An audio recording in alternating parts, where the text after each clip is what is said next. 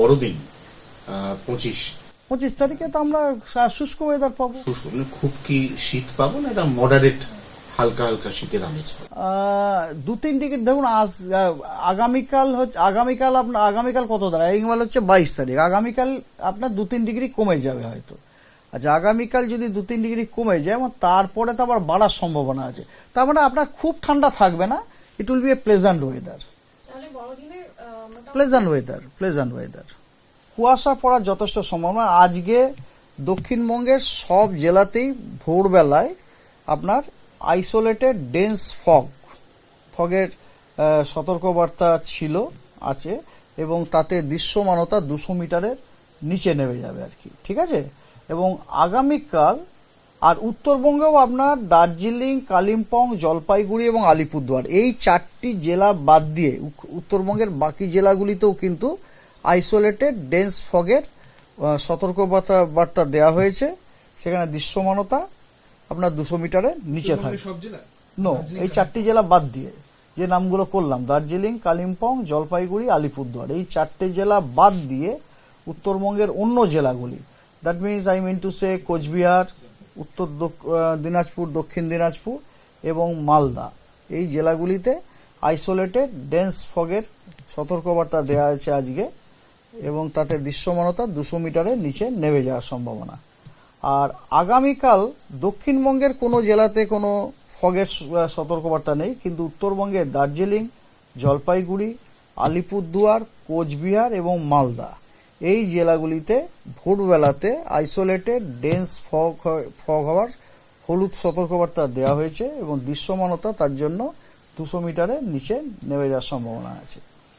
23 তারিখে উত্তরবঙ্গের মালদা এবং কোচবিহার এই দুটি জেলাতে ভোরবেলাতে আইসোলেটেড ডেন্স ফগ হওয়ার হলুদ সতর্কবার্তা দেওয়া হয়েছে এবং তাতে দৃশ্যমানতা 200 মিটারের নিচে নেমে যাওয়ার সম্ভাবনা আছে।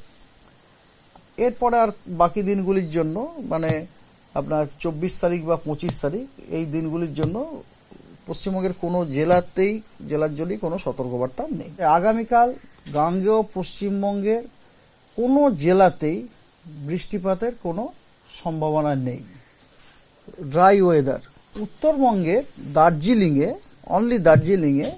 2-1 জায়গাতে বিক্ষিপ্তভাবে হালকা মাঝারি বৃষ্টি এবং তার সাথে তুষারপাত হওয়ার সম্ভাবনা আছে 22 তারিখ। এরপরে 23, 24, 25, 26, 27 এই 5 দিনে পশ্চিমবঙ্গের কোনো জেলাতেই কোথাও কোনো বৃষ্টির সম্ভাবনা নেই।